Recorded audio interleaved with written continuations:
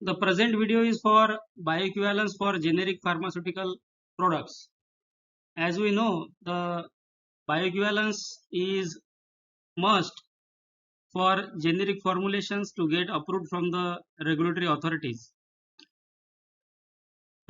Regulatory authorities are much concerned about the bioequivalence study design, and the data of the bioequivalence study. After the thorough review of the bioequivalence, the regulatory authorities can approve the generic formulation. So whether it is for US market, Europe market, or Brazil market, or any other regulatory body, the bioequivalence is required. For some of the countries, the in vitro dissolution can serve as a surrogate or as a second option for the bioequivalence studies. In this video, we are going to see the bioequivalence related information for generic drug products. Generic formulation is the product or formulation which can be given in place of reference formulation or reference product, and thus equivalency of the generic product to the reference product in terms of the safety and efficacy is required to be demonstrated. And to demonstrate the equivalency, the bioequivalence is required to be demonstrated with the reference formulation. In the bioequivalence studies, the bioavailability comparison is done between the generic formulation and the innovator formulation or reference formulation. Whenever you are working for the US market, the reference product is known as reference listed drug product, and the product strength on which the bioequivalence is performed, that is known as reference standard. The generic product should be equivalent to the RLD in terms of its pharmaceutical equivalence. Like if the RLD is tablet, then the generic formulation should be tablet, and route of administration or salt form of the API. So some equivalence is required for the generic formulation, including its bioequivalence and the equivalent or better shelf life. And all this together will give the therapeutic equivalence to the generic formulation. Generic product bioequivalence is required to demonstrate that the generic product performs similar to the reference product in vivo, and it is safe to use generic formulation in place of the reference formulation. So similar pharmacokinetics are required to be demonstrated. Generally, for oral formulations in bioequivalence, the plasma concentrations are demonstrated. Rate of absorption and extent of absorption is demonstrated through the bioequivalence studies. Rate of absorption means Cmax, and the time to reach Cmax is Tmax, or the time by which the Cmax is achieved, that is called as Tmax. Cmax is the maximum plasma concentration. Then extent of absorption, that is called as AUC, area under the curve. So you may find the definitions of these Cmax and AUC in many of the guidelines. So I recommend you to learn those basic things to have a good understanding about the bioequivalence.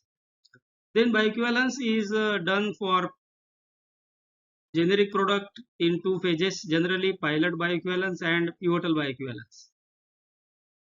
Sometimes the pilot bioequivalence is not done because if the product is not risky or it is biofriendly, then you can directly go for the pivotal. But if the product is difficult to understand in terms of bioequivalence, then pilot B studies are performed.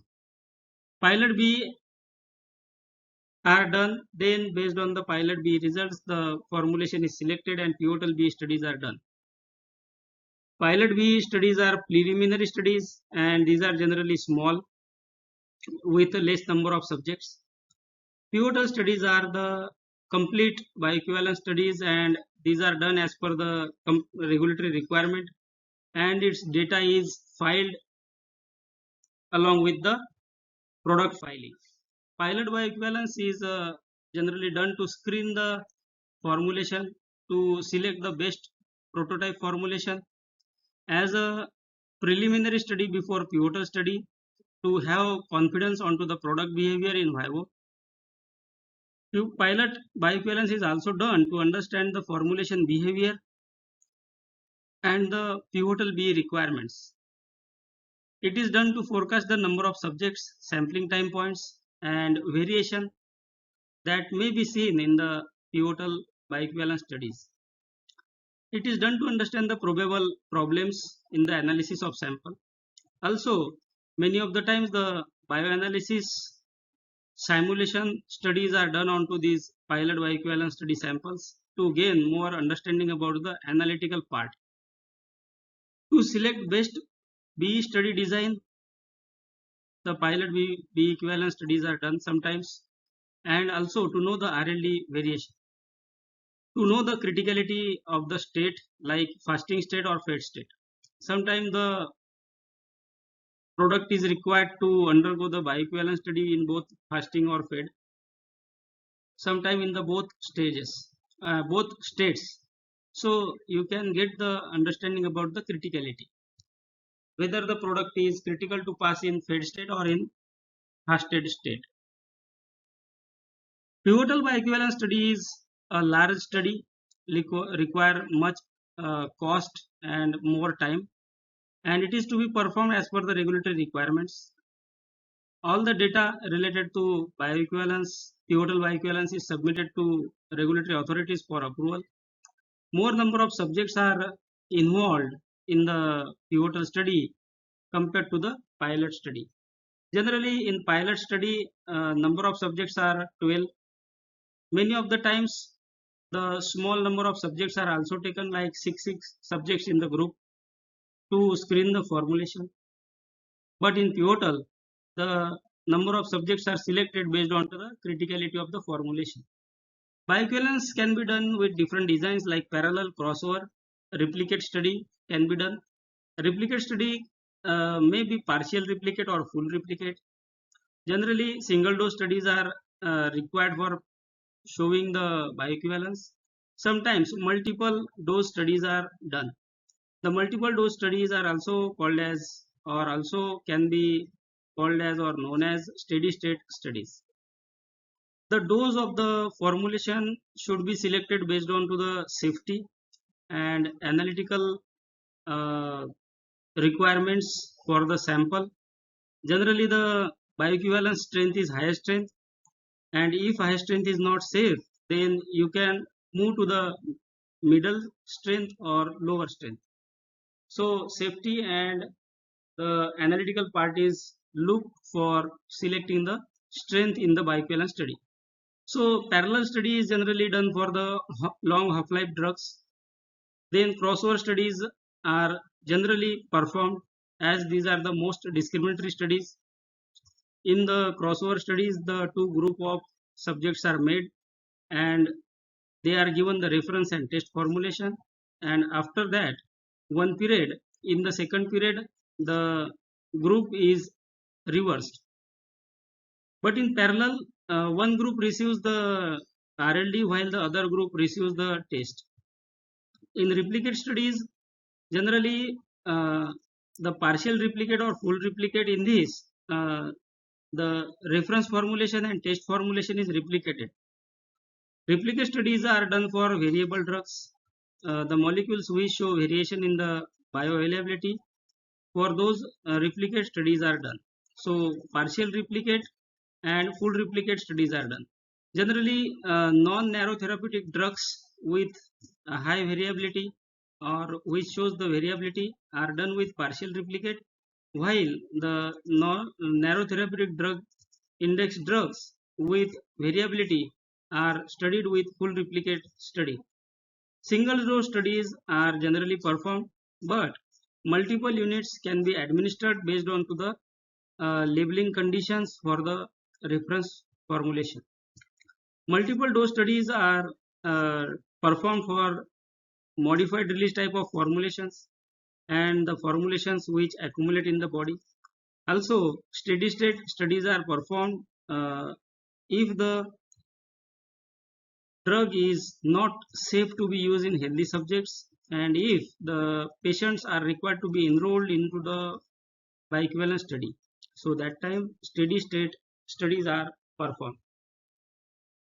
Then subjects. So subjects are the human subjects in bioequivalence study.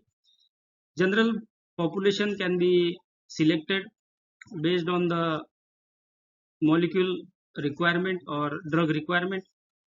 For safe drugs, a single dose study is done, and if the drugs are toxic in nature or if not safe, if cytotoxic, then patients are enrolled, and for some of the times the steady state designs are done.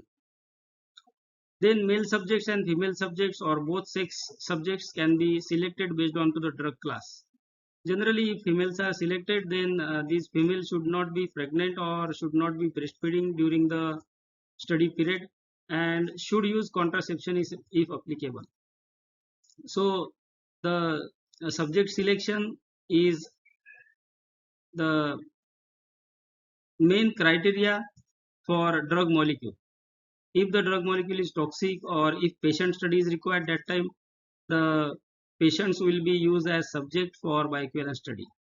Age is generally the adults are taken or enrolled and their ages are considered. Adult subjects with the age of 18 to 60 years are considered. Then some of the times the adult data is used to have the uh, approval for pediatric studies. Elderly participants, if required, like geriatric formulation, for geriatric formulation, the elderly participants with the age above 60 years are enrolled. Then generally the number of subjects based on to the formulation type, variability of the molecule, and to get the sufficient power to the study. Dose is selected based on to the safety of the molecule. Patients can be taken as subjects, and safety is a primary requirement for selecting the subjects and selecting the dose. For cytotoxic type of drug formulations, NOC is required to conduct the bioequivalence studies. So if drugs are cytotoxic in nature or toxic in nature, then BNOC is required. Single dose and multiple dose study designs. You may have heard these terminologies like single dose, crossover, two-way, parallel, uh, then two sequence, period. These all terminologies are related to the bioequivalence studies. Generally, single dose studies are performed for the drugs which are considered to be safe. Then general population and healthy subjects are selected. And it is recommended for many of the formulations to demonstrate bioequivalence. Single dose studies can be done in crossover design or in parallel design. Then multiple dose or steady state. So if the formulations are modified release formulations, that time generally multiple dose studies are done or steady state studies are done. When the single dose studies are not practical or not safe to be used onto the healthy volunteers, that time patients are enrolled who are already taking the same treatment, and on those patients the multiple dose studies or steady state studies are done. These multiple dose or steady state studies are recommended for the drugs uh, which are already being given to the patient so that their treatment regimen is not disturbed. Steady state is required to be achieved, and then the test formulation is tested into the subjects. So achievement of the steady state is required to be demonstrated in these type of studies. Then pharmacokinetic parameters or pharmacokinetic measures. The main measures are rate of absorption and extent of absorption. So Cmax and AUC. And you might be knowing the criteria for this Cmax and AUC. that is 80 to 125 percent CI. So I have made separate video on that. You can go to that video in the playlist and watch to have the complete idea about the topic. Then total exposure and total exposure in steady state studies. Partial exposure, that is PAUC, like example 0 to 3 hours or sometime as specified in the specific product guidance. Modified release formulations, phase-wise drug release, that time partial exposure or that specific AUC period is given. Truncated AUC is required for long half-life drugs or the drugs which require a higher washout period. Like example of AUC is 0 to 72 hours.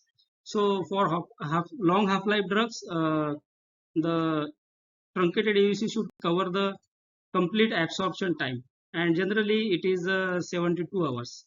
So AUC 0 to 72 hours is done.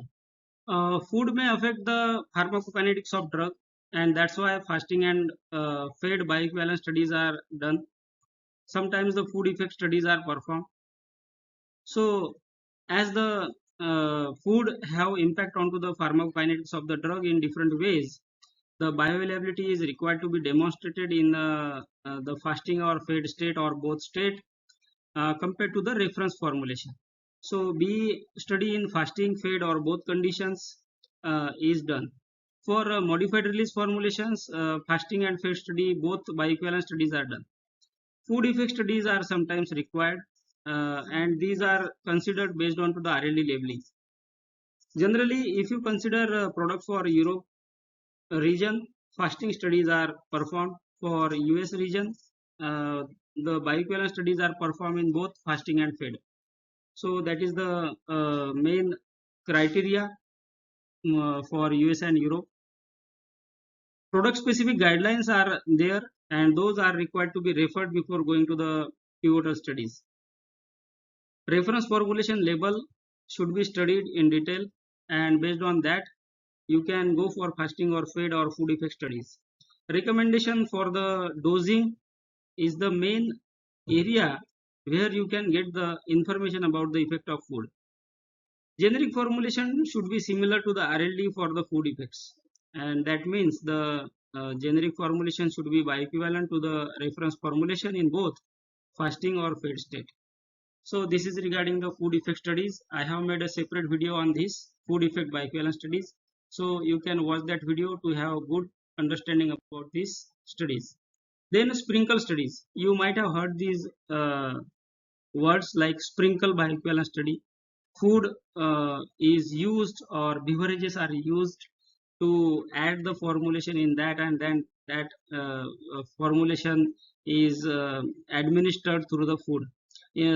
These studies are required if the labeling of the RLD states that the product is required to be administered with sprinkled onto source food like apple sauce. Then generic applicant needs to demonstrate the same, and then along with the other studies, these sprinkle studies are also should be done. It can be done in fasting state or fed state based on to the labeling of the RLD. Product specific guidelines are there. Generally these are available with the US market products, and nowadays many of the formulations for Europe region are also having the product specific guidelines on EMA website. So you can refer those product specific guidances for bioequivalence studies.